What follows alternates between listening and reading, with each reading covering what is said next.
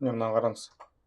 Алдындағы сияқты 2-ның дәрежесіне байланысты 2-ның 0 дәрежесі 1, 2-ның 1 дәрежесі 2, 2-ның 2 дәрежесі 4, 3 дәрежесі 8, жаңағы 4 дәрежесі 16, 5 дәрежесі 32, 6 дәрежесі 64, 7 дәрежесі 128, 2-ның 8 дәрежесі 256, 9 дәрежесі 512, 1024 деген сияқты жазып аламыз да. Көрдіңіз ба?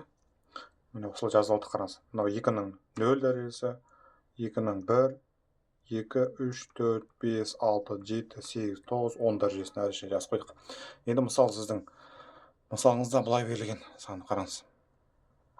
Артынан бастап санайық. Екілік санда берілген ғой сізде. 0, 1, 1, 0, сосын кейін 1, 0, 0, сосын 1 деген берілген, е? Мына қараңыз. Мына бізде екілік санау жүйесіндегі сан. Бұны біз ондыққа айналдырамыз. Яғни бізде мына қараңыз. 28 бізде бар ғой. Е? Сондықтан бүйтіп жазып аламыз. 128 тең дейміз да. Қосылған 64 жоқ, 32 жоқ, 16 бар. Қосу 16 дейміз. Сосын 8 жоқ, 4 бар. Қосу 4. Сосын 2 бар міне. Қосылған 2.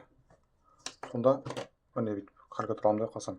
28 қосу 16 қосу 4 қосу 2. 150 деген сан міне.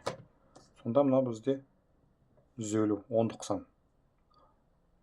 Болды. Осылай.